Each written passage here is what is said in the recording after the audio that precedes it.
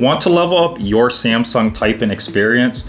In this video, I'll show you how to switch the keyboard fast and unlock powerful features in the Samsung keyboard like Samsung Pass and toolbar customization for peak productivity. Let's make your mobile workflow smoother than ever. So let's take a closer look at the Samsung keyboard, which by the way offers limited customization by default, which is why you may consider switching to other keyboards, which we'll talk about later in the video. That said, now's a great time to cover how to switch quickly from the Samsung keyboard to another option. At the top of the keyboard is going to be a row that Samsung calls the Keyboard Toolbar. If you don't see it, you'll need to go into the keyboard settings to enable it. Now in this video, you'll see a picture-in-picture demonstration of how to do that. Now, once the keyboard toolbar is enabled, we can customize what Samsung calls the buttons. These are the icons that are in the keyboard toolbar itself, and this is done by tapping on the three dots in the far right-hand corner. Now this refreshes the page and displays a plus icon in a circle, and if we tap on that, that's going to refresh the page furthermore. So this page is going to allow us to do a few things. First, we can remove existing buttons, which are the ones that are already in the keyboard toolbar, and we'll go ahead and remove my Samsung Pass, and we'll remove the gear icon. We can also add buttons to the keyboard toolbar. Now, I'm going to add the ones that I just removed for demonstration purposes. So I'm going to add Samsung Pass and settings. But you can see that if I tap on them, they don't go right into the keyboard toolbar. So what you want to actually do is press and hold, and then you can drag them into that keyboard toolbar. Now, a small side note, you can see that the gear icon or the setting button for the keyboard toolbar, it didn't go where I wanted it to. So you can actually drag these buttons around to reorganize them. And then there's also the option to reset if you wanted to. Now, the goal here is to add buttons you use frequently for easier accessibility without overcrowding the toolbar.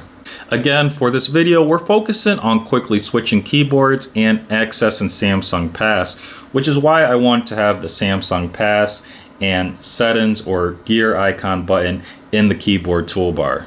However, you can also include other helpful options like I did here. We have the clipboard button, and then we have the text extraction button.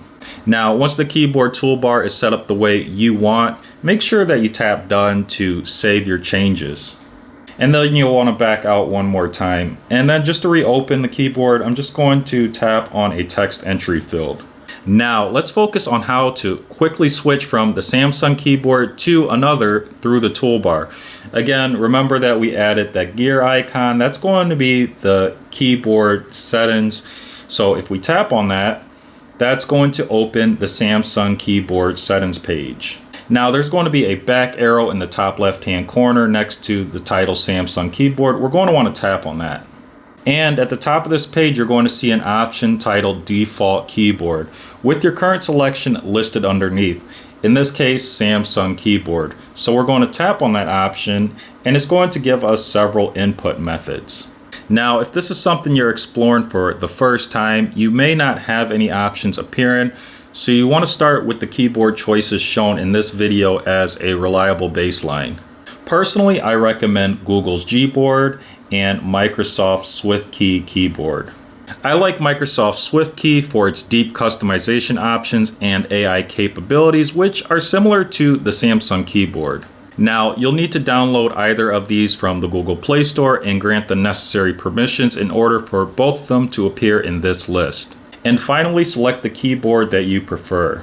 Now again, one of the focuses of this video was adding Samsung Pass to the Samsung keyboard.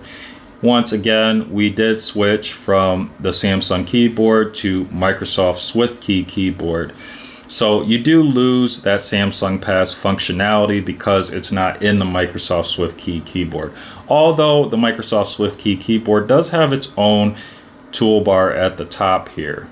So that being said, let's say you want to switch from Microsoft SwiftKey keyboard back to the Samsung keyboard. We could tap the little keyboard icon in the bottom right hand corner, and then we could tap on the Samsung keyboard.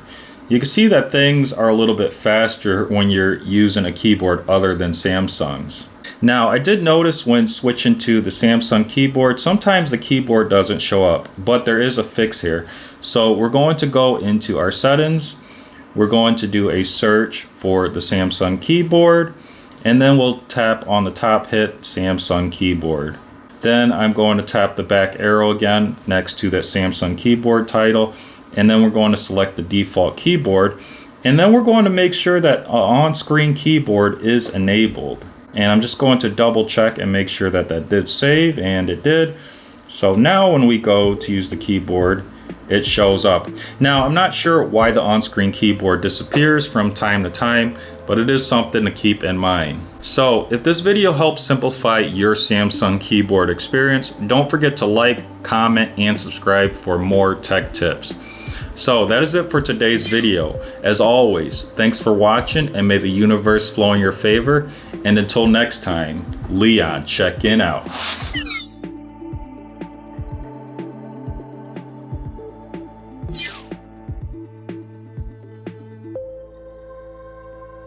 You